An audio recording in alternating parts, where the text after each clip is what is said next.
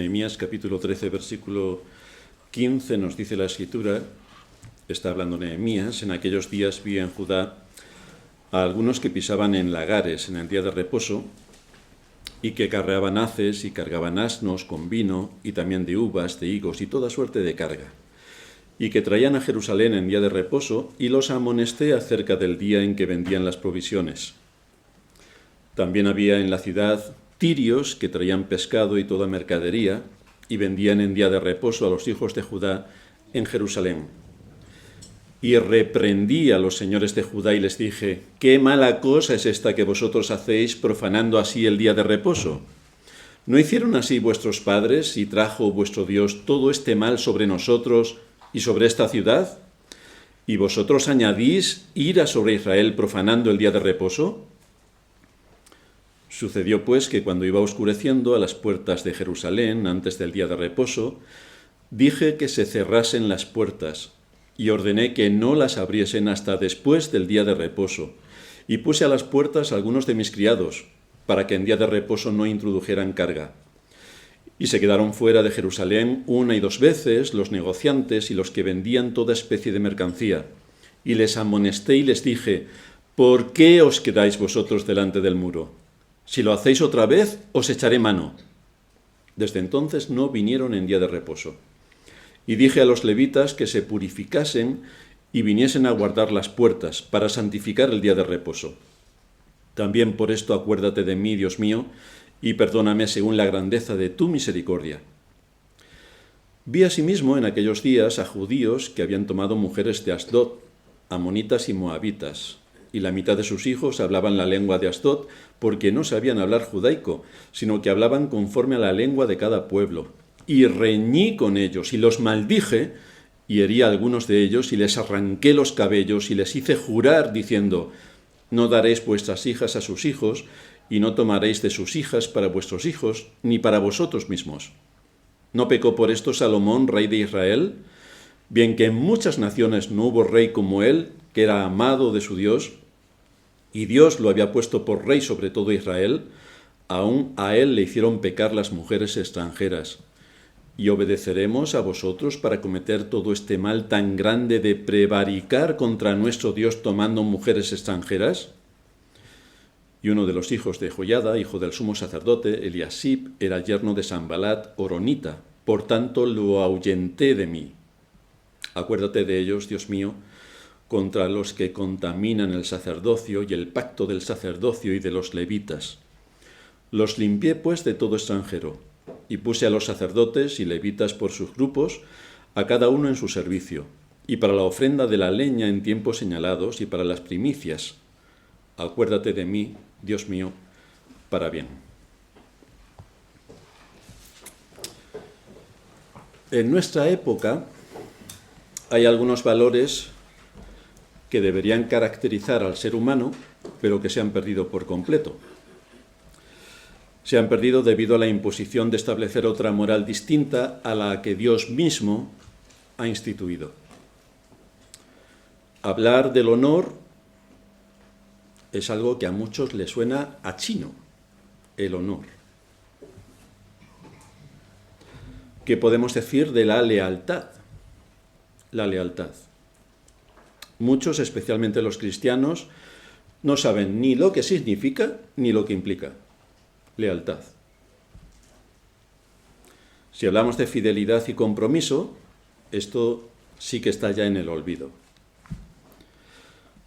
Cuando estos principios desaparecen, la quiebra en las relaciones humanas se lleva a cabo, sin ninguna duda. Por eso vemos dónde está nuestra sociedad, en qué situación se encuentra la sociedad en la que vivimos, donde absolutamente todo vale y todo vale para todo. Pero vemos también cómo dentro de las iglesias, incluso las iglesias fieles, acaban dividiéndose en nuestros días por olvidar estos principios establecidos en las Escrituras, donde sale a la luz de forma contundente que no hay fidelidad a los principios que nos constituyen como cristianos y como iglesia, y por supuesto no hay la más mínima lealtad a quien ostenta la autoridad en la iglesia. Esto es lo que lamentablemente nos encontramos a lo largo y ancho de nuestro mundo. Si profundizamos un poco más, aparece otro aspecto de vital importancia que también ha caído en el olvido más desastroso y que ha sido hábilmente manipulado para maquillarlo. Y me refiero al valor. El valor. Hoy llegamos a la finalización de la serie que hemos expuesto sobre Nehemías. Y si hay algo que debemos resumir como síntesis del carácter de Nehemías, es que era un hombre con valor. Era un hombre. Era un hombre. Pero cuando hablamos de valor tenemos que saber qué tipo de valor es al que nos referimos, ya que este término tiene diversas acepciones. 3 acepciones son las más importantes. La primera, el valor ciego. Corresponde a una pasión donde se combina una disposición irracional con otra irreflexiva. Este tipo de hombre va a actuar siempre con valor, pero en el sentido de que no reflexiona sobre lo que va a hacer. Entonces parece que tiene mucho valor, pero no es que tenga mucho valor, es que es un necio. Y por lo tanto los necios o los ignorantes son los que más valor tienen, pero no saben lo que tienen delante. Y su fin seguramente será la muerte. No es a este tipo de valor al que nos referimos en el caso de Nehemías. En segundo lugar está el valor incitado por un espíritu de pertenencia al grupo. Qué valientes somos, que todos somos progres. Esto es nuestra época. ¡Qué valientes! Todos corriendo por el camino ancho, tan contentos como valientes. Y si no, vemos a los jóvenes que se rapan el pelo como si fueran indios, pero es que esto es estratosférico, o sea, esto es lo más maravilloso que le puede ocurrir a alguien. O si no, nos tatuamos hasta las orejas. Esto es fantástico. Esto es tener valor. Bueno, tienes el valor de pertenecer a una tribu. En la medida que esa tribu piense exactamente lo contrario, pues tu valor se queda en que te tienes que sumar a los que piensan lo contrario, porque es así como piensan todos. Así que el valor es sumarse a lo que todos piensan.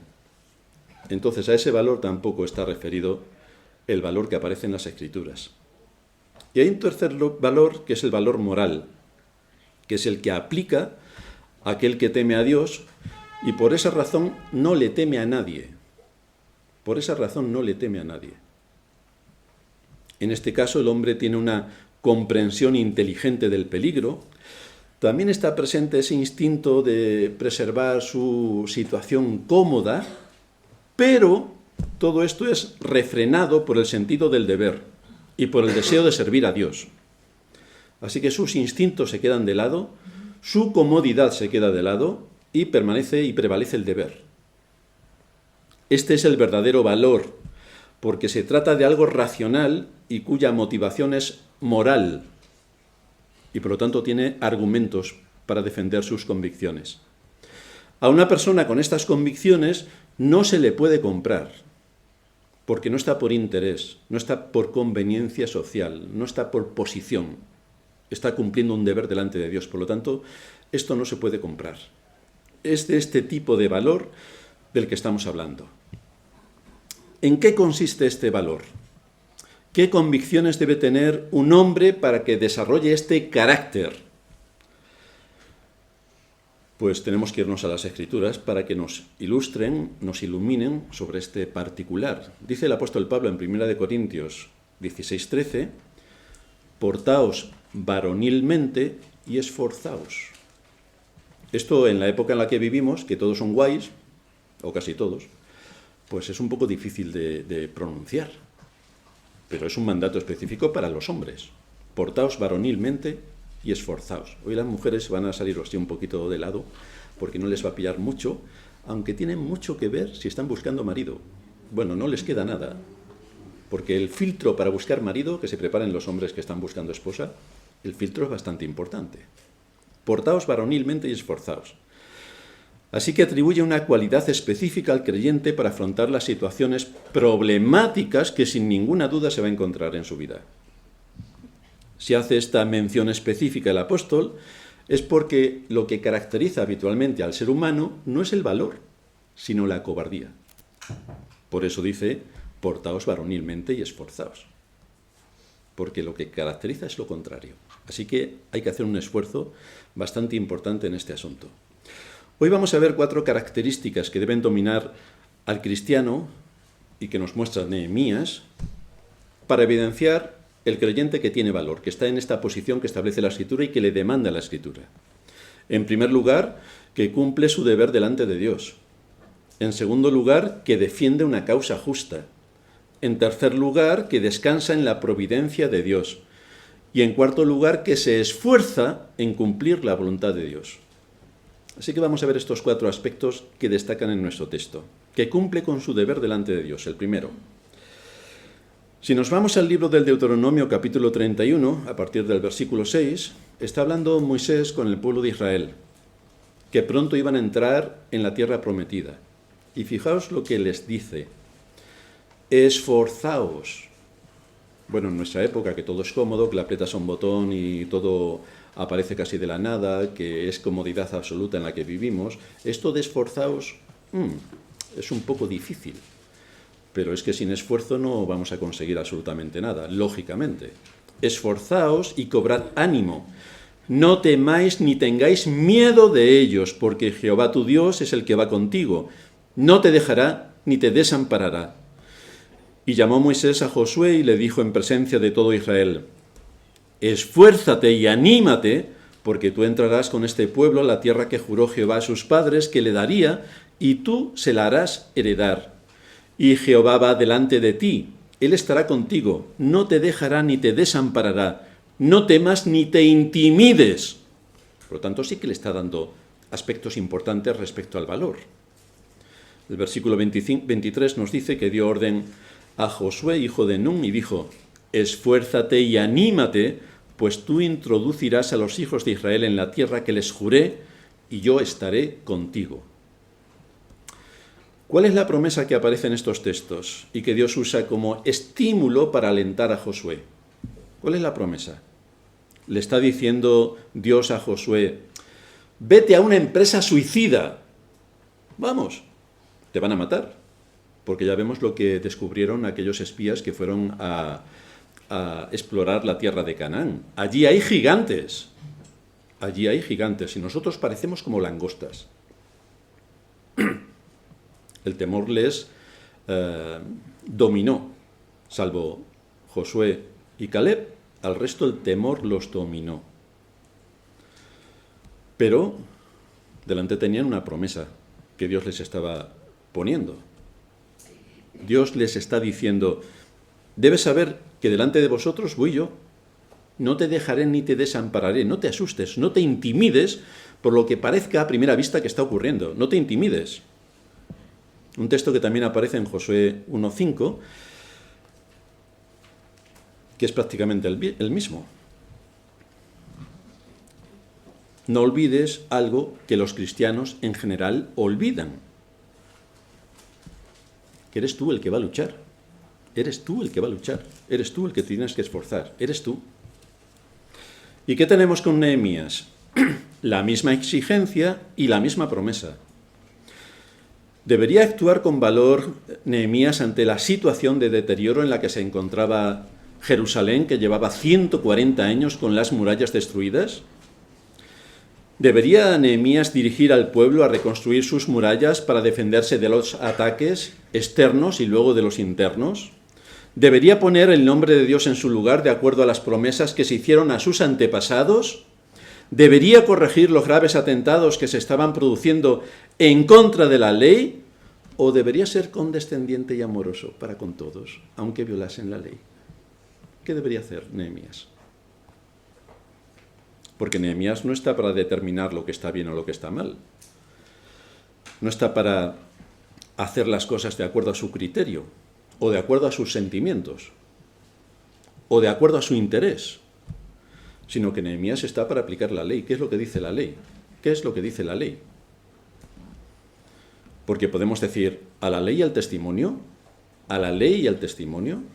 Si esto es lo que debe mantener nuestras convicciones, entonces, para que sea de acuerdo a la ley y al testimonio, debemos actuar con valor. En todas las áreas donde Dios nos ha puesto, debemos actuar con valor, consistentemente. ¿Qué os parece si Nehemías hubiera seguido en su posición cómoda en la que estaba sirviendo al rey Artajerjes tranquilamente en el palacio? ¿Qué os parece si lo hubiera hecho esto? porque es así como la cristiandad está, en sus palacios, tranquilamente. Pues si Nehemías no hubiera tomado la determinación con valor de hacer lo que hizo, habría sido una situación terrible para el pueblo de Dios. Pero este hombre actuó con valor para dirigir una empresa tan grande como la que se propuso a fin de defender el nombre del Dios de Israel y lo que esto suponía respecto a las promesas que le habían sido dadas a sus antepasados. ¿O qué os parece si en pro del amor tan ampliamente usado, o más bien abusado desde la cristiandad, Nehemías hubiera pasado por alto todo lo que estaba ocurriendo y que afectaba tanto a la ley moral como a la ley ceremonial? ¿Qué os parece si Nehemías, con una sonrisa profident, y eso que nos había inventado, hubiera tratado amablemente a todos los judíos para que no se molestasen? Porque si no, en fin, podía tener bastantes problemas porque le dirían de todo menos guapo. Desde luego, así es como actuarían los evangelicoides de hoy. Por eso está la Iglesia como está, por una falta de discernimiento extraordinaria en cuanto a qué es lo que Dios enseña en su palabra y en cuanto a ser condescendientes con el mal. Si Nehemías hubiera permitido todo lo que aparece en nuestro texto y lo que hemos estado estudiando en toda la serie, entonces el pueblo de Israel, por ejemplo, en cuanto a lo que dice nuestro texto, seguiría casándose con mujeres extranjeras. Lo cual quiere decir que la verdadera palabra de Dios hubiera sido desviada, como él apunta que ocurrió con Salomón. Se casó con mujeres que no eran creyentes y los altares pulularon por todo Israel. El resultado sería que sus hijos, como ya estaba ocurriendo en Israel, no conocían la lengua hebrea. Su cultura ya era distinta. No conocían, por supuesto, la ley de Dios. Y, por supuesto, no conocían la historia de Israel. No sabían quién era el Dios que les había sacado de la tierra de Egipto, de casa de servidumbre, los había pasado a través del Mar Rojo, los había llevado 40 años por el desierto cuidándoles y les había entregado la tierra prometida. Todo eso desaparecía. ¿También permitiría Nehemías que el día de reposo fuera profanado? Porque entonces el día establecido por Dios para la adoración pública y para que seamos enseñados y formados de acuerdo a la palabra de Dios, a fin de que nuestras conciencias estén en sintonía con la palabra de Dios, esto también desaparece. Porque nos dedicamos a comprar y vender, y un día como hoy, con las cosas que hay que hacer en el mundo, ¿por qué no lo haces mañana el lunes y le dices a tu jefe que no vas a ir a trabajar porque te vas a hacer un picnic con tus amigos? ¿Por qué no se lo dices mañana a tu jefe? A ver qué piensa tu jefe. Pero el día de reposo sí. El día de reposo sí. ¿Se podría aceptar que el día de reposo fuera profanado con todas estas cosas? Tendría Nehemías que ser condescendiente diciendo, bueno, es que también tienen que comer en día de reposo. Pues por eso, cuando Dios envió el maná, el día anterior les decía que cogieran la doble porción para que el día de reposo ya lo tuvieran. ¿Se podría aceptar que el templo fuera profanado? Porque era muy beneficioso para Eliasib, que era jefe de la cámara del templo, que su pariente Tobías, que no era israelita, sino enemigo de Israel, tomase algunas dependencias del templo. Pero eso estaba prohibido por la ley. Sin embargo, ¿podría Nehemías ser condescendiente y mostrar amor, manteniendo todos estos asuntos sin tocar? ¿Podría Nehemías actuar de esta manera tranquilamente, como hoy actuaría la cristiandad, o como hoy actúa, que realmente es lo que están haciendo? ¿Se puede pervertir el sentido de la adoración por conveniencia social? Porque esto es lo que hubiera acabado haciendo este tipo de intrusiones dentro del templo. Que se pervertiría el sentido de la adoración. Pero esto es lo que ocurre en nuestros días. En vez de tener una adoración solemne y reverente, tenemos a unas personas que supuestamente van a adorar, pero que en realidad van a entretenerse alimentando sus emociones. Es como, no sé, nos vamos a la montaña rusa y más o menos tendríamos lo mismo. Expectación y sensaciones al máximo. Pero ahí se acabó todo. De manera que vemos que en todo lo que este hombre está haciendo, está corrigiendo una desviación extraordinaria. Y está corrigiendo de acuerdo a la ley, no de acuerdo a sus intereses, conveniencia, emociones, sino de acuerdo a la ley, lo que Dios marca en su ley. Así que la pregunta que debemos hacernos es, ¿quién tiene valor hoy en la iglesia que está en este mundo para defender los distintivos cristianos como hizo Nehemías? Bueno, para eso deberían empezar predicando de verdad, cosa que no ocurre. Es simplemente todo superficial, todo agua manchada con algo para intentar decir que es algo así como leche, pero ni siquiera es leche, cuando ya deberíamos estar comiendo auténticos asados de carne importantes. Pues las iglesias en general están con agua manchada, ese es su alimento. Tristemente, la cristiandad en general sigue la moda de este mundo y va por el camino ancho tan contentos, tan contentos. Todo lo que piensa el mundo, de todo lo que hay en el mundo y de todos los engaños que hay en el mundo, la Iglesia piensa exactamente lo mismo. Lo pensó estos años de atrás con el cuento que nos contaron y lo piensa hoy con los cuentos que nos están contando. La Iglesia es la primera que va abriendo el camino para creerse el cuento. ¿Pero a alguien en la mayoría de las iglesias le importa esto? Pues no le importa a nadie, no le importa a nadie. Para poner el nombre de Dios en su lugar, un hombre con temor de Dios y con valor reflexiona sobre los riesgos a los que se expone para evidenciar el terrible mal que se comete en la iglesia y asume la responsabilidad de todo esto, lo que va a suponer. Lo asume. Ya sabe que le van a decir de todo menos guapo. Pero esto es lo que dice Dios. Por lo tanto, como hay una fuerte convicción de que esto es lo que Dios ordena, pues entonces no puede ser comprado, ni manipulado, ni corrompido por otros entornos, porque esto es lo que Dios ordena. ¿Va a encontrarse un hombre que actúe con esta fidelidad con enemigos en el camino? Por supuesto que se va a encontrar con muchos enemigos, porque la gente quiere ir por el camino ancho. Una de las cosas que le van a decir, eres un dictador. Bueno, pero es que todos los hombres que aparecen en las Escrituras, bajo ese prisma, todos son dictadores. Menos mal que ahora no estamos en una dictadura, estamos en una dicta blanda. Pero la gente tampoco se lo cree. Estamos en una democracia, hermanos. Anda, que si os creéis el cuento, es el mismo cuento de los cuentos.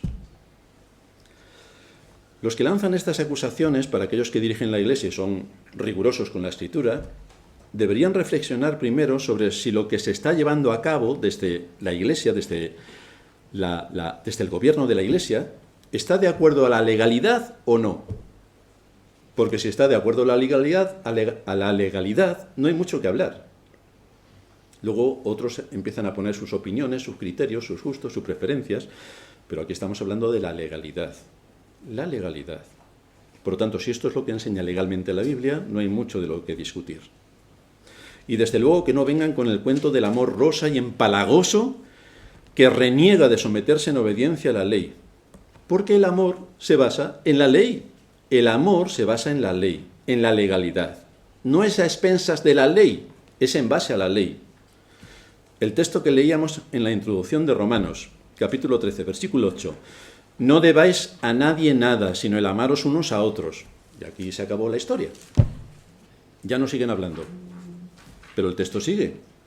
Porque el que ama al prójimo ha cumplido la ley. Es decir, es la ley la que nos indica cuáles son los límites. Y en base a qué tenemos que amar. Cuáles son las cosas que tenemos que dejar de lado, cuáles son las cosas en las que nos tenemos que centrar y que debe formar parte de nuestras convicciones basándonos en la ley. Así que nuestro sentimiento de poco importa, importa qué es lo que dice la ley de Dios. Y esto es lo que debe marcar nuestro camino. Por otra parte, cabe también destacar un aspecto.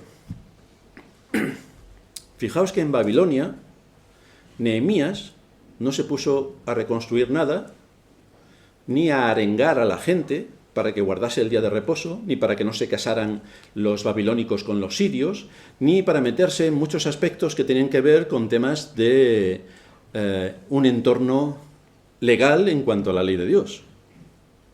Nehemías no hizo nada de todo esto en Babilonia, mientras que en Jerusalén sí que lo hizo, sí que lo hizo. Es importante, por tanto, tener discernimiento para saber cuándo debemos actuar o cuándo no debemos actuar. Babilonia era una ciudad pagana y era capital del imperio medo-persa.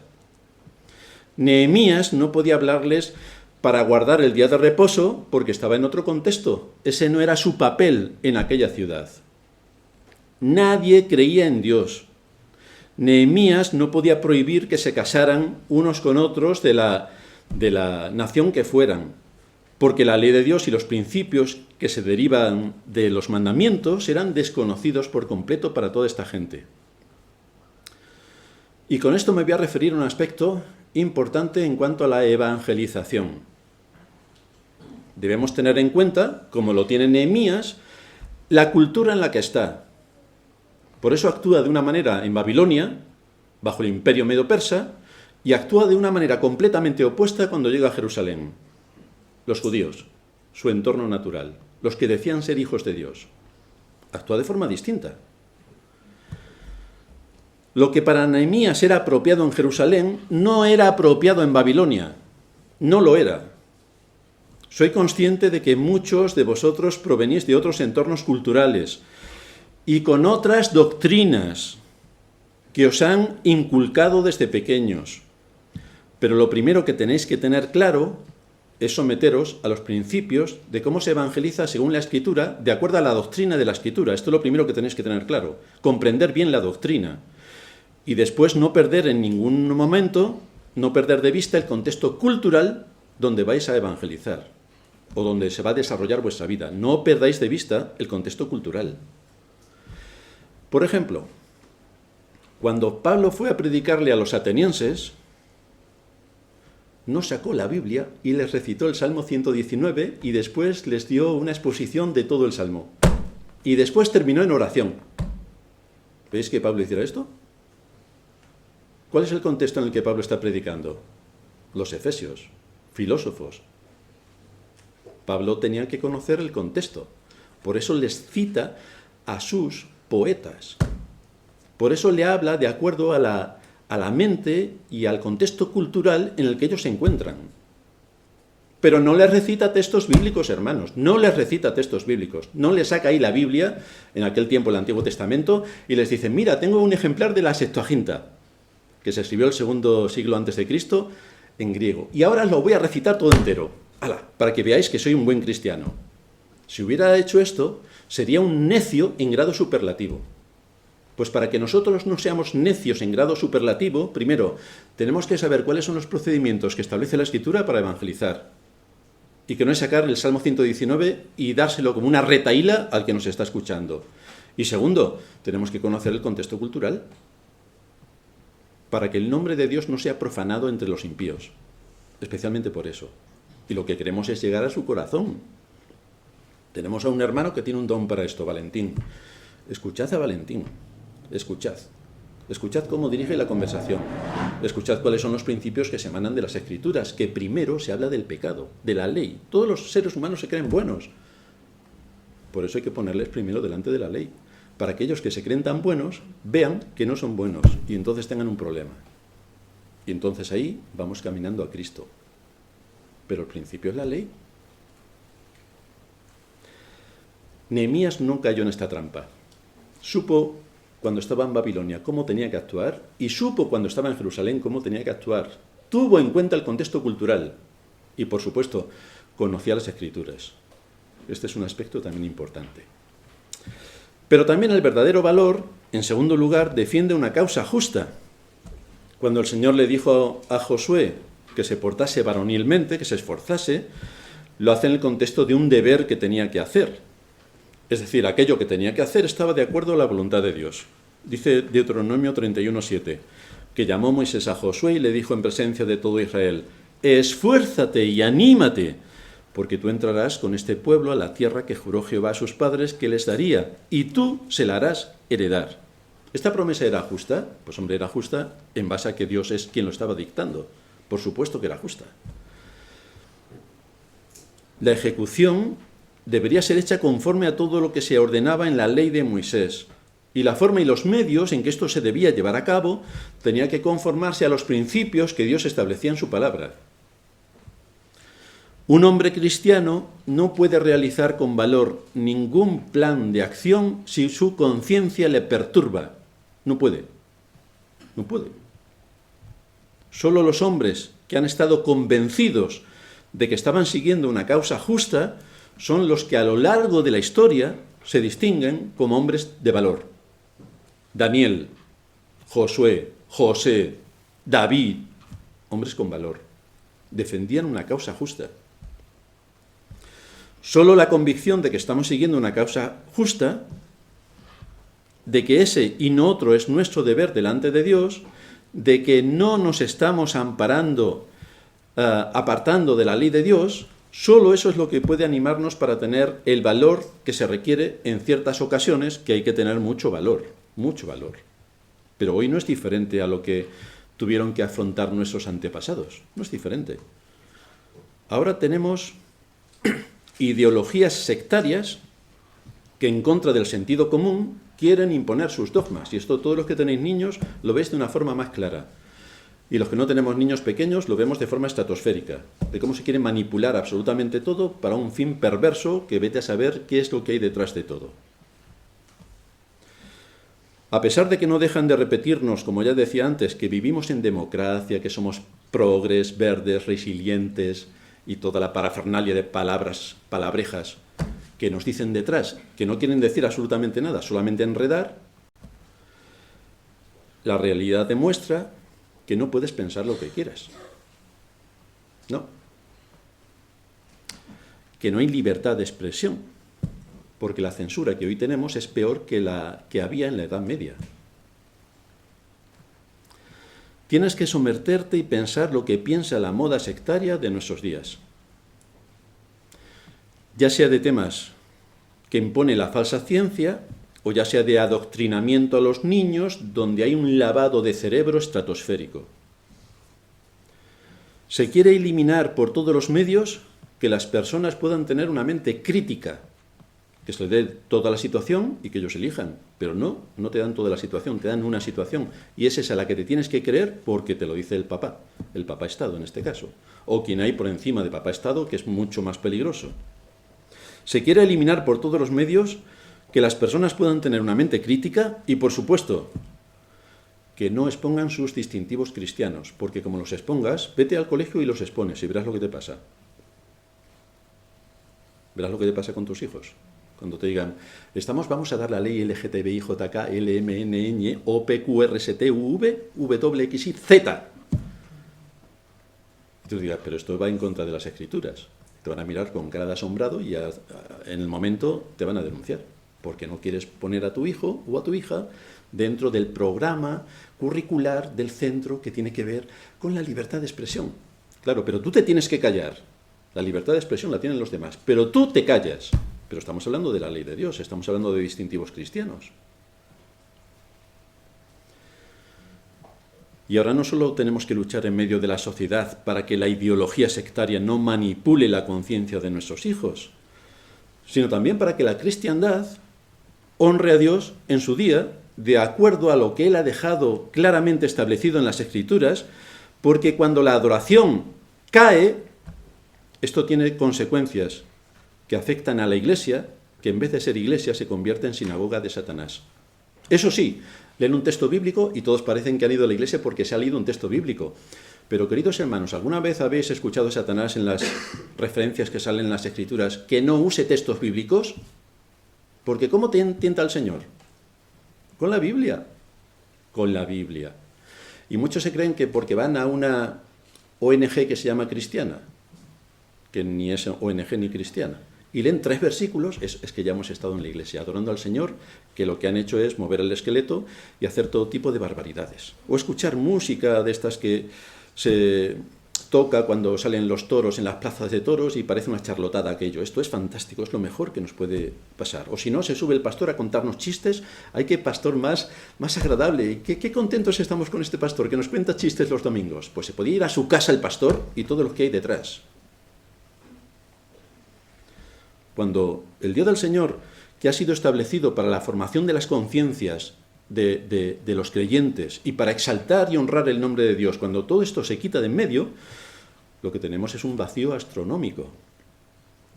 Esto afecta a todas las áreas de la sociedad, porque cuando el hombre elimina al Dios de las Escrituras de su conciencia, entonces se queda sin conciencia.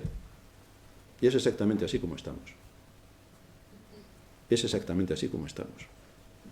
¿Cuánto estaríamos dispuestos a pagar por defender que no se adoctrine a los niños deformando sus conciencias? ¿A qué nos podríamos exponer para que esto no ocurriera? ¿Cuánto estaríamos dispuestos a pagar para que el Evangelio pudiera ser predicado con los mismos privilegios que las ideologías sectarias en nuestros días, que le dan de todo? Entran en todos los lugares, en todos los colegios, en todos los centros académicos, en las televisiones, todo gratis. Ahora vete tú a decir que quieres predicar el Evangelio y verás todo lo gratis que vas a tener. ¿Cuánto estaríamos dispuestos a pagar para que en las iglesias se adore a Dios según Él determina en su palabra y con hombres que lideren estos aspectos con valor? Porque si la iglesia falla, la sociedad falla, se viene detrás. El asunto es que por defender todos estos valores, muchos de nuestros antepasados murieron de forma bastante terrible y solo por defender la fe en un mundo que hoy, por ejemplo, presenta una cara de bondad, una sonrisa, vivimos en democracia, hay libertad para todos, cuando es falso. Esto es una careta de engaño. Y además nuestros antepasados tuvieron que vivir situaciones terribles. Dice el libro de Hebreos en el capítulo 10, versículo 32, traed a la memoria los días pasados en los cuales, después de haber sido iluminados, después de que el Espíritu Santo os hubiera traído a la fe, sostuvisteis gran combate de padecimientos. ¿Y qué padecimientos tuvisteis? Por una parte, ciertamente con vituperios y tribulaciones fuisteis hechos espectáculo. Ve tú con tus hijos a reclamar que no se adoctrine ideológicamente al niño en el colegio. Y ya verás tú si no eres objeto de ser hecho espectáculo, porque se van a partir de risa diciendo, pero ¿crees en Dios? Pero hombre, ¿cómo vas a creer en Dios en el siglo XXI? Esto y más cosas que os podéis imaginar que vienen detrás. Empezamos a ser espectáculo cuando defendemos el nombre de Cristo. Empezamos a ser espectáculo, porque directamente nos señalan. Da igual que sean instituciones académicas, como en otros entornos, donde se silencia por completo que puedas exponer tu fe. Está prohibido poner tu fe, está prohibido. Se desprecia a la Escritura cuando en iglesias que se llaman cristianas se hace de todo menos adorar a Dios según su palabra. Eso queda exento.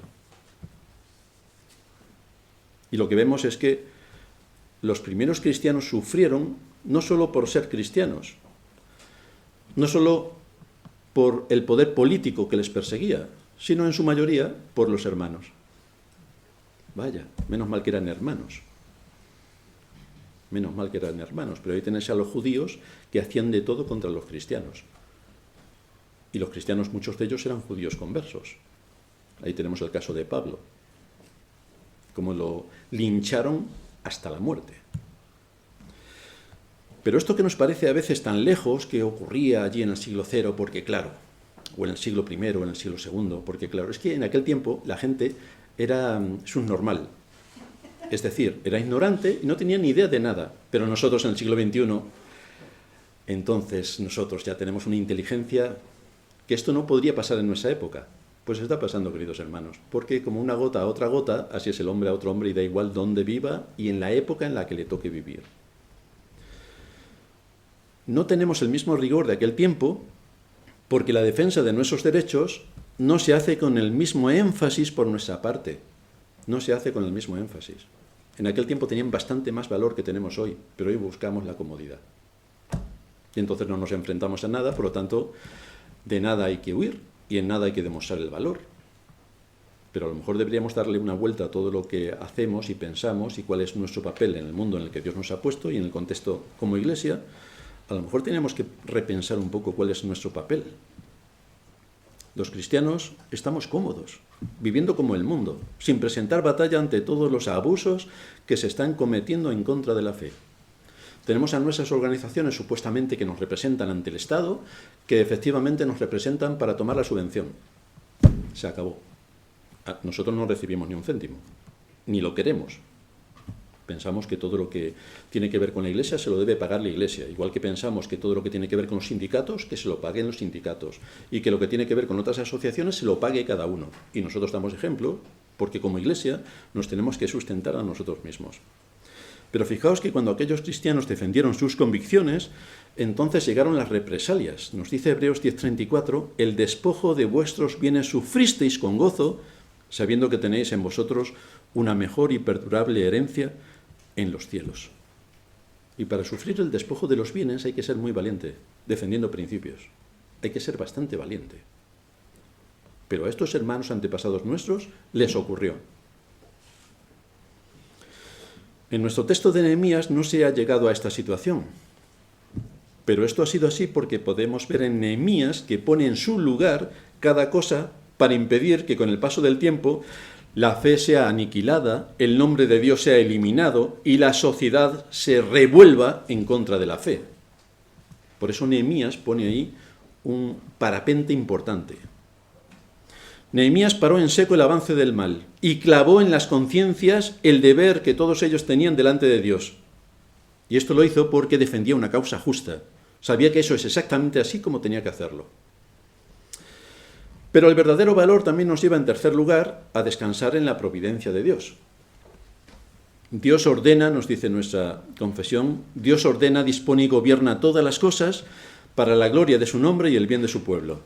Así actúa Dios a través de la providencia. Es esa certeza la que Dios usará en muchas ocasiones para infundirnos valor en medio de circunstancias difíciles. Es decir, si hay una guerra y viene una guerra, nosotros no podemos hacer nada. Pero sí podemos evitar una guerra en la iglesia. Ahí sí que podemos hacer mucho. Así que dependiendo de la situación, o no podemos hacer nada porque nos viene de muy arriba, o podemos hacer mucho porque está a nuestro nivel. Es esa certeza la que Dios usará en muchas ocasiones, repito, para infundirnos valor en circunstancias difíciles. Ante las amenazas de muerte que recibió Nehemías, si no se refugiaba en el templo, él actuó con valor. Cuando le dijo, te están persiguiendo y te van a matar, métete esta noche en el templo porque te van a matar. Y nos dice Nehemías 6:11, entonces dije, un hombre como yo ha de huir, ¿y quién que fuera como yo entraría en el templo para salvarse la vida? No entraré. Un hombre con valor, que expuso su vida a la muerte por cumplir con un mandato divino que impedía y prohibía que él pudiera estar en el templo, porque no era levita ni sacerdote. Dios le había dado la ley a Israel, los pactos y las promesas. Ese pueblo no estaba a oscuras, no estaba a oscuras. Nehemías conocía la ley y era este conocimiento lo que le guiaba a actuar con valor y determinación. Conocía la ley, conocía la ley. Bueno, ya he dicho muchas veces que lo que caracteriza al pueblo cristiano es que no tiene ni la más remota idea de la ley. Los 10 mandamientos, que se los debería saber de memoria, del 1 al 10, no se lo sabe. Así que tenemos un hándicap bastante patético de cuál es la convicción que tiene el pueblo cristiano en cuanto a sus convicciones. Pero Nehemías sabía que Dios había usado su providencia para castigar a este pueblo de Israel por su pecado de desobediencia. Lo sabía perfectamente solamente recordando la historia.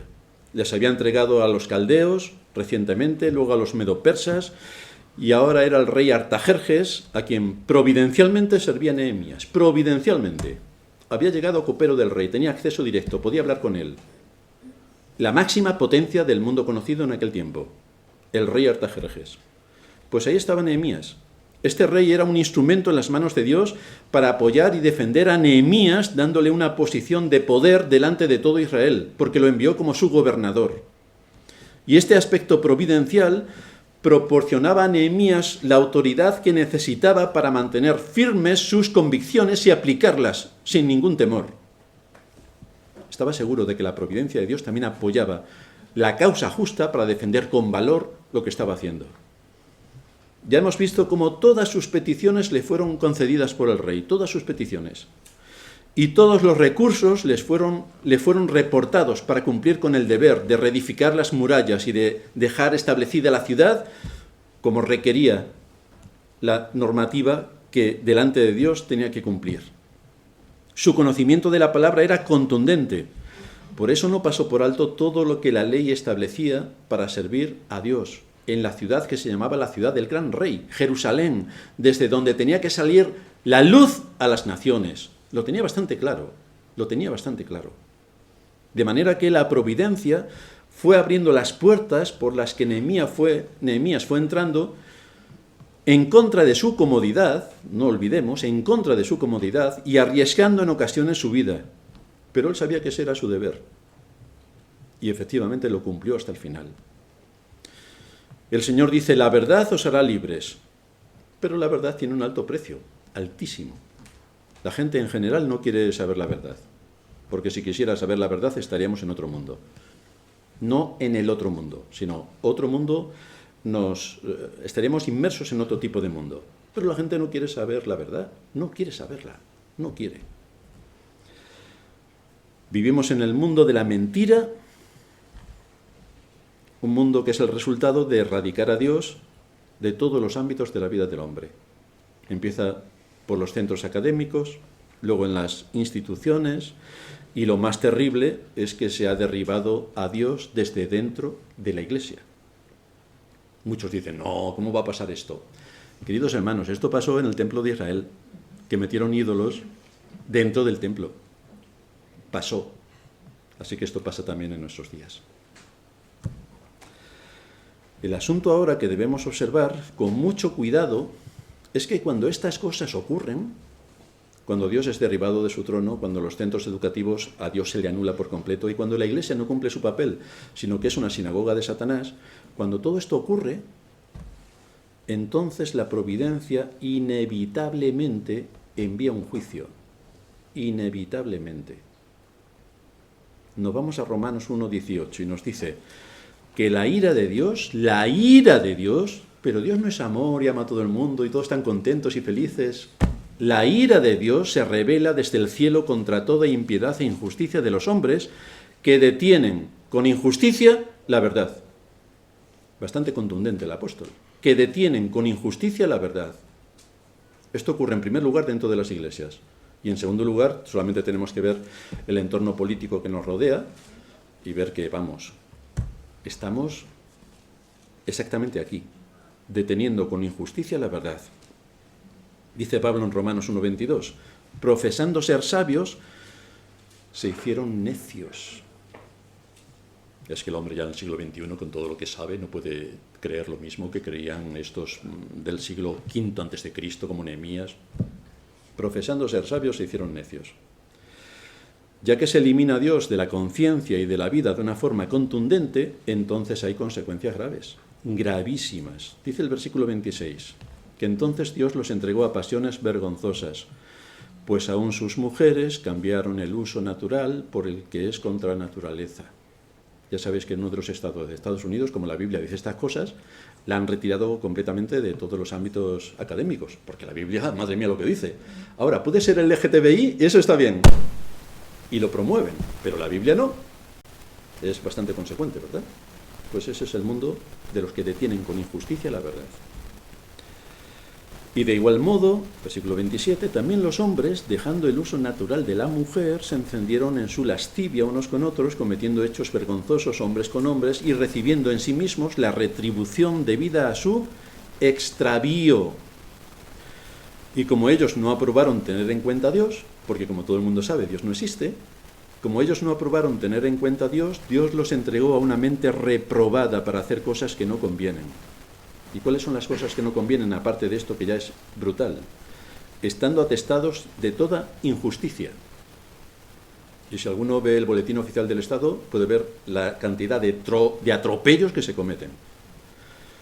Estando atestados de todo tipo de injusticia, fornicación, perversidad, avaricia, maldad, llenos de envidia, homicidios, contiendas, engaños y malignidades, murmuradores, detractores, aborrecedores de Dios, injuriosos, soberbios, altivos, inventores de males, desobedientes a los padres, necios, desleales, sin afecto natural, implacables, sin misericordia, quienes habiendo entendido el juicio de Dios que los que practican tales cosas son dignos de muerte, no solo las hacen, sino que también se complacen con los que las practican.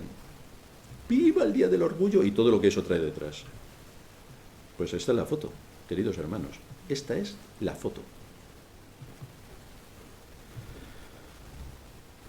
No hay la más mínima evidencia, a pesar de todo esto, de que la cristiandad se haya percatado de la situación. No, hay que tener mucho amor. Pero todo esto está en contra de la ley. ¿Vamos a hacer algo para que la ley quede en su lugar? No, hay que tener mucho amor, también con los guays. Claro, son criaturas de Dios, o como dicen los católicos y casi todos los evangélicos, son hijos de Dios también. Sí, sí, sí, hasta Satanás, en ese mismo término, Satanás también es un hijo de Dios. Además lo dice el libro de Job. Entonces, no hay ninguna discusión. Yo creo que al final Satanás se salva. Bueno, ahora le hacen un recorte a esto y dicen, el pastor de la Iglesia de Madrid ha dicho que Satanás se salva. No, no he dicho eso. Esto no lo saquéis en los cortes, ¿eh? Esto desde luego no ocurrió con Nehemías, sino que actuando con valor y enfrentándose a los oficiales y poderosos de Jerusalén, encontramos estas palabras que aparecen en el versículo 17 de nuestro capítulo 13. Reprendí a los señores de Judá y les dije, qué mala cosa es esta que vosotros hacéis profanando el día de reposo. ¿No hicieron así vuestros padres y trajo nuestro Dios todo este mal sobre nosotros y sobre esta ciudad? ¿Y vosotros añadís ira sobre Israel profanando el día de reposo? Por favor, leed esto en las iglesias que se llaman cristianas. A ver qué ocurre. Porque esta es una enseñanza que está basada en el cuarto mandamiento de la ley de Dios. La ley de Dios. En nuestros días un texto como este es pasado por alto en la cristiandad. Y el cuarto mandamiento es el más violado de todos los mandamientos, por la cristiandad. La consecuencia, como bien intuyó Nehemías para ponerse tan severo con este asunto, es que si no hay una adoración correcta, la palabra no es predicada con rigor. Y entonces las conciencias no son instruidas. Y entonces la fe se hunde. Ya no tenemos iglesia, tenemos sinagoga de Satanás donde venimos a entretenernos. Pero no, nosotros no queremos entretenernos. Queremos que nuestras conciencias se formen. Queremos ser rigurosos con la palabra. Y queremos ser consecuentes con la enseñanza. Pero también un hombre con valor, en cuarto lugar, se esfuerza en cumplir la voluntad de Dios. Hay algo que tenemos que tener en cuenta, y es que el valor es afirmado con una característica. Esfuérzate y sé valiente. Es decir, compórtate como un hombre. Madre mía, decir esto en nuestra época. Sé un hombre. Pues esto es bastante duro. No temas ni desmayes, no te amedrentes, no tengas miedo.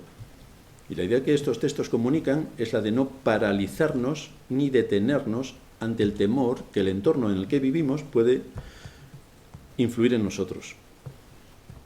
Ya sabemos que hoy comportarse como un hombre queda bastante lejos de esta enseñanza que muestra aquí la Escritura, porque los hombres, en fin, están un poco tranquilitos en su ámbito. De hecho, en la misma iglesia, veis que, como no hay hombres, las mujeres toman una posición de autoridad que no les corresponde, y así se hacen llamar pastoras. Pero, queridos hermanos, para que ellas lleguen a pastoras en la iglesia, es que ya en su hogar el hombre no ocupa su lugar. Porque el hombre en el hogar no ocupa el lugar que le corresponde, es porque las mujeres llegan a pastoras. Porque los hombres no cumplen su papel. Cuando los hombres no cumplen su papel, pues vienen las mujeres y ocupan el papel que no les corresponde en absoluto. Por disposición divina, no les corresponde. Si además a esto le sumamos la moda de nuestra época tan feminista, acabamos como estamos, con pastoras, pastores, pastoros, y tenemos de todo, un ganado a elegir. Pero lo que nos enseña esta historia de Nehemías es que el valor es lo opuesto a ese espíritu de cobardía que hay ante las dificultades y que es natural del ser humano. El mandato a contender ardientemente por la fe es contrastado con el miedo y el desaliento que vienen como fruto de la cobardía. Por no querer enfrentarse a una situación, lo mejor es no hacer nada. Me abstengo, me voy. Aquí yo no pinto nada. Pero Nehemías no tuvo temor ninguno, incluso cuando corrigió a los nobles en el capítulo 5. Además, sacudí mi vestido y dije, así sacuda Dios de su casa y de su trabajo a todo hombre que no cumpliese con esto. Y así se ha sacudido y vacío. Vaya palabras para decirlas en medio de una congregación. Si hoy a un pastor se le ocurre dirigirse a la cristiandad y acusarles de traidores con esta firmeza, sería acusado de intransigente, fanático, iracundo y mil cosas más, claro, porque hoy con el amor, hermanos, el amor, cuando lo único que estaría haciendo es poner la ley de Dios en su lugar ante un pueblo que dice ser hijo de Dios y que no lo es, aunque ellos no lo saben. Pero hay algo aún más grave que se presenta en este contexto evangelicoide barato, y es esa afirmación falaz de que como todo está en las manos del Señor, no vamos a hacer nada. Sino, claro, como la iglesia está así, pues no vamos a hacer nada sino esperar a que el Señor haga lo que quiera hacer.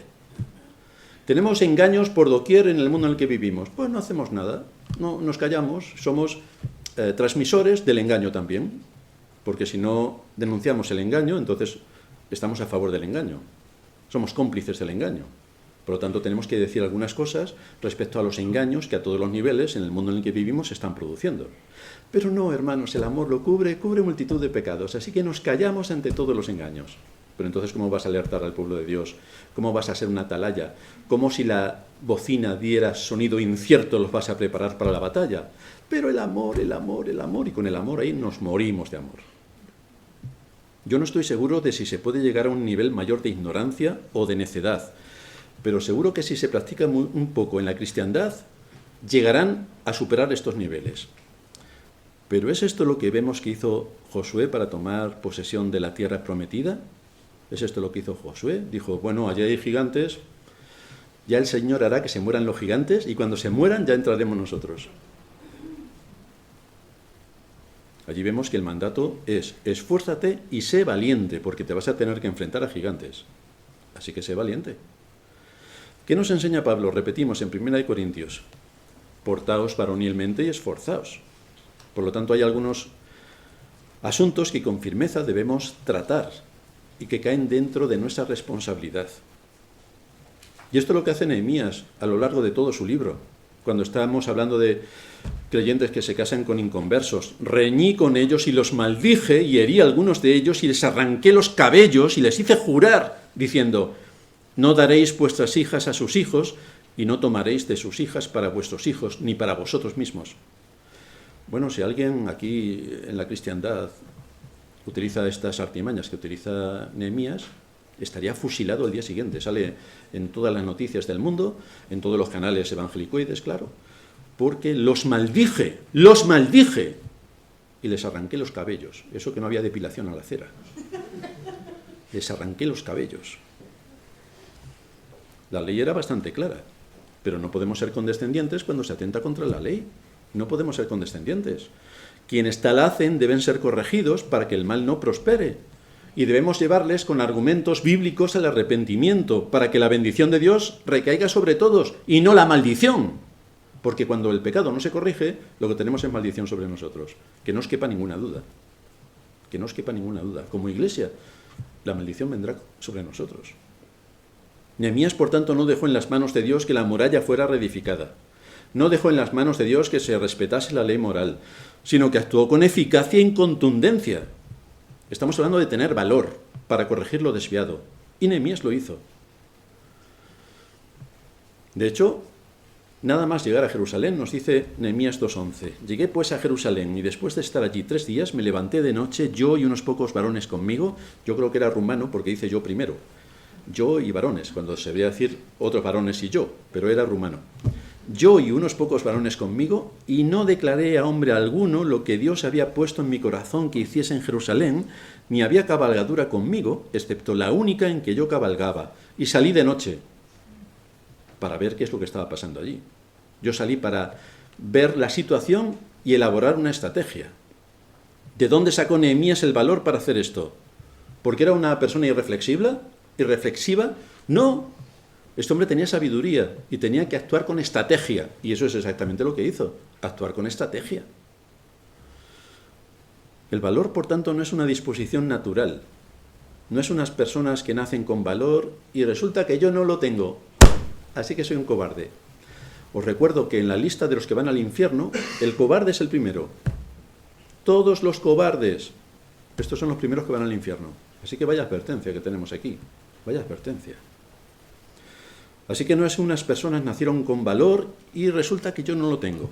Porque el valor, como muchas de las características del carácter, se aprende. ¿O vosotros qué pensáis cuando David lo enviaron la primera vez a cuidar de las ovejas. Y se apareció por allí un oso. ¿Qué haría David la primera vez? Pues evidentemente no tenemos constancia bíblica, pero vamos, seguramente se quedó lívido y procuró esconderse. Pero cuando esto pasó 15 veces, yo creo que el que debería esconderse era el oso y no David. Entonces, ¿cómo se adquiere valor? Pues enfrentándose a situaciones graves. Así se adquiere valor. ¿A qué conclusión nos lleva nuestro sermón de hoy? Lo cierto es que Nehemías nos ha dado una clase magistral de un hombre con valor y con convicciones firmes, que fue de mucho bien para su generación. Pero desde luego, si hay un ejemplo que tenemos que destacar, es el ejemplo de Cristo. En cuanto al valor, bueno, es en cuanto a todo, pero en el caso que nos ocupa, en cuanto al valor. Con cuánto valor afrontó el odio de sus enemigos, los fariseos especialmente, los saduceos, los escribas, con cuánto odio contra él, y él tuvo que soportarles con valor, con firmeza. Con cuánto valor afrontó la incredulidad del mundo en el que le tocó vivir. Con cuánto valor afrontó todos los ataques que directamente o indirectamente le lanzaron. Entre otros, eres hijo de... porque su madre no estaba casada todavía. Y en aquella época os podéis imaginar lo que eso suponía. Con cuánto valor tuvo que afrontar sus calumnias, sus insidias, sus desprecios, y con cuánto valor también tuvo que enfrentarse a la muerte. Con cuánto valor. Desde luego nunca ha existido ni existirá un ejemplo de un hombre con valor que pueda sobrepasar a Cristo. No ha existido. Porque él era el hombre perfecto, es la encarnación del valor, que incluso tuvo que ponerse en nuestro lugar para pagar el precio de nuestros pecados. El Dios eterno encarnado se pone en tu lugar para pagar tus pecados. ¿Con cuánto valor? Qué gran diferencia encontramos entre el Cristo que aparece en las páginas de las Escrituras, con el que plasmaron muchos escritores del Renacimiento la figura del Señor. El Cristo de los Evangelios es un hombre varonil, con valor, con voz firme y poderosa. El que aparece en los cuadros de los pintores del Renacimiento es medio afeminado. Le han quitado toda su característica de hombre, de un hombre hecho de acuerdo a lo que Dios establece que tiene que ser un hombre. Y Cristo reunía todos los requisitos y características de lo que era un hombre. Servir a Dios, desde luego, como ya he dicho muchas veces, no nos vuelve afeminados. Esto en la Iglesia Católica, que hablan así, o los podemitas que nos hablan así tranquilamente, para que nosotros entendamos que hacen lo mejor para nosotros. Pero un hombre tiene que hablar como un hombre. Y tiene que exponer la palabra, si está predicando la palabra, tiene que exponerla con absoluto rigor y con bastante contundencia. Y desde luego alejarnos de todos los movimientos que nos envuelven y que nos privan de todos los privilegios que Dios nos dio. Los hombres tienen que ser hombres, varoniles, y las mujeres tienen que ser mujeres, femeninas. Y por eso tenemos la distinción de clases, porque Dios nos creó como hombres y mujeres, como hombre y mujer. Y por lo tanto tenemos que vestir también de acuerdo a lo que somos. Si somos hombres, vestimos de una manera, y si somos mujeres, vestimos de otra. Si somos hombres, nos cortamos el cabello de una manera, y si somos mujeres, nos cortamos el cabello de otra. Somos hombre y mujer según lo que Dios determinó en la creación. No es una consecuencia social, como dicen los de nuestros días. El hombre que posea esta clase de valor se distinguirá por su continuo liderazgo sobre aquello en lo que Dios le ha puesto como líder, ya sea en su hogar, ya sea en su trabajo, ya sea en su iglesia. Tiene que liderar. Este es el carácter en un hombre que deben buscar las mujeres en su futuro marido. Este es el carácter que deben buscar. Que tengan temor de Dios, lo primero, y que sean valientes en defender el nombre de Dios en medio de una generación perversa. Es decir, que las mujeres que estén buscando marido para casarse, que no busquen a un hijo. El hijo luego viene después, pero el que tiene que estar a su lado debe ser su líder, no su hijo. Y cuando esto se confunde, entonces por eso llegan las pastoras al púlpito, porque en su casa han tenido 2 hijos del matrimonio y un hijo adoptado, que es el marido. ¿A qué nos lleva esto? A que supliquemos al Señor que levante hombres que asuman con valor la posición en la que Dios les ha colocado, que no tengan miedo al reproche, a los ataques que van a sufrir por defender la palabra, que no busquen la comodidad de una vida fácil, sino que se esfuercen de acuerdo al papel que Dios les ha otorgado. Para todo esto, Nehemías supo qué es lo que tenía que hacer. Y lo que resulta importante en toda la historia es que el Dios de Nehemías, que le instruyó, le guió, le preservó, le guardó y le ayudó, es el mismo que el nuestro. Es el mismo que el nuestro. Y si a Josué le dijo, esfuérzate y sé valiente, si a Nehemías lo guardó a través de su providencia y le dio todos los recursos para cumplir su papel, es exactamente el mismo Dios que en nuestros días también nos anima a cumplir con nuestro papel en medio de la sociedad en la que nos ha tocado vivir, corrompida hasta los tuétanos. Pero nosotros tenemos que ser luz, aunque sea muy pequeña. Una pequeña luz en medio de toda la oscuridad es un torrente de luz. Eso es lo que tenemos que ser nosotros. Los padres, las madres, los hijos, en el contexto donde Dios nos ponga, tenemos que dar razón de la fe que hay en nosotros. Y tenemos que defenderla hasta la muerte. Terminamos en oración. Padre nuestro que estás en los cielos, te damos gracias por exponernos a tu palabra y por ver en el carácter de Nehemías un hombre con fortaleza, un hombre con disposición, un hombre entregado a tu causa y un hombre que te sirvió con fidelidad. Gracias porque el mismo Dios de Nehemías es nuestro Dios y lo mismo que hiciste para mantener firme a Nehemías y darle esas convicciones es también lo que puedes hacer en medio de nosotros. Así que te suplicamos tu ayuda, tu dirección, que nos des hombres como iglesia para fortalecer la fe de tu pueblo y para ser guiados a nuestra morada eterna. Guárdanos y guíanos en todo esto, en Cristo Jesús, nuestro Señor, te lo suplicamos. Amén.